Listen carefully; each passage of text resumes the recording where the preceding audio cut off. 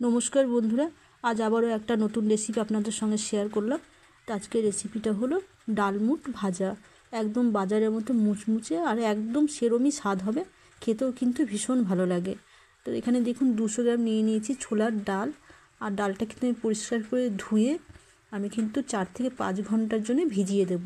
আর 1 চামচ দিলাম খাওয়া সোডা। খাওয়া সোডাটা দিলে পরে কিন্তু যখন ডালটা ভাজবো তখন কিন্তু ফুলে ফুলে উঠবে, আর ওটাই কিন্তু বেশি খেতে ভালো লাগে। এখানে দেখুন নিয়েছি শুকনো লঙ্কা 3টে, 1 চামচ গোলমরিচ, 1 চামচ জিরা, 1 চামচ ধনে, 1 চামচ মৌরি। তো আমি এটা ভেজে নেব শুকনো খোলায়। তো বেশিক্ষণ ভাজলে চলবে না, একটু হালকা করে ভাজতে হবে। বেশি ভাজলে কিন্তু একটু পোড়া পোড়া হয়ে যাবে, তখন কিন্তু মশলার স্বাদটা থাকবে না। আর এখানে দেখুন আমি ভিজিয়ে রেখেছিলাম 4 থেকে 5 ঘন্টা ডালটা। আর একটু হাতে তুলে আমি দেখাচ্ছি ডালটা কিভাবে ভিজবে। দেখুন এতটা ভালো ভিজেছে, একদম এরকম বড় বড় হয়ে গেছে। তো নখে চাপে আমি দেখাচ্ছি, এইভাবে দেখুন নখে চাপ দিলে কিন্তু ভেঙে যাবে, তখন বুঝতে হবে কিন্তু ডালটা ভিজে গেছে।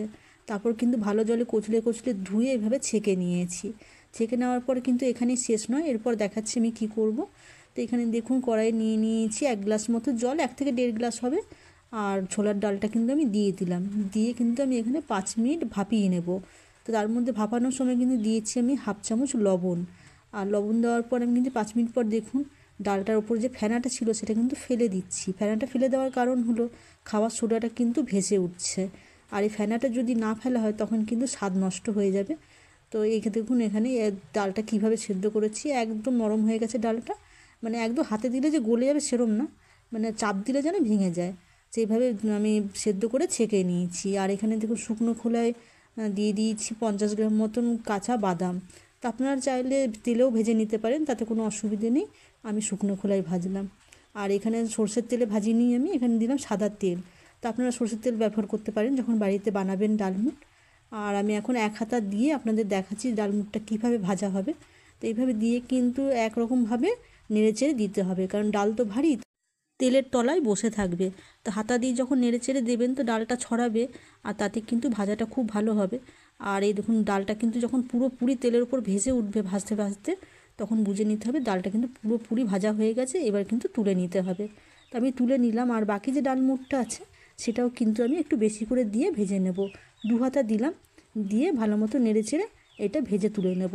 ওই একই রকমভাবেই ভাজবো যতক্ষণ না তেলের ওপরে ডালটা ভেসে উঠছে, আর ওই একরকমভাবেই নেড়ে নেব। তো দেখুন ওইভাবে নেড়ে চেড়ে ডালটা ভেজে নিলাম। আর এখানে দেখুন ওর কালারটা দেখে বুঝতে পারছেন যে নিশ্চয়ই হালকা হয়েছে। আর হাতে চাপ দিয়ে আপনাদের দেখাচ্ছি যে ডালটা কতটা মুচমুচে হয়েছে। তো এই দেখুন, দেখেছেন হাতের চাপে ভেঙে যাচ্ছে, এরকম মুচমুচে হবে। আর এখানে যে বাদামটা ভেজে রেখেছিলাম সেই বাদামটা দিয়ে দিলাম। এরপর দিয়ে দেবো 1/2 চা চামচ বিট লবণ। তো আপনারা সাদা লবণও ব্যবহার করতে পারেন, তবে আমি দিচ্ছি বিট লবণ। বিট লবণের কিন্তু একটা সুন্দর সেন্ট আছে আর স্বাদ আছে। আর ডালমুটে কিন্তু বিট লবণ দিলে বেশ ভালোই লাগে খেতে। আর এখানে দিয়ে দিলাম ভাজা মশলাটা, দিয়ে ভালো মতো নেড়ে চেড়ে নিলাম। আর আমার হাতের সামনে যেহেতু আমচুর মশলা ছিল না বা চাট মশলা ছিল না, তাই দিতে পারিনি। আপনারা যদি মনে করেন যে চাট মশলা দিয়ে বানাবেন তাহলে চাট মশলা দিতে পারেন। আর বন্ধুরা, আমার রেসিপিটা যদি আপনাদের ভালো লেগে থাকে, ইউটিউব থেকে দেখলে চ্যানেলটা সাবস্ক্রাইব করে নেবেন, আর ফেসবুক থেকে দেখলে চ্যানেলটা ফলো করে নেবেন। আর অবশ্যই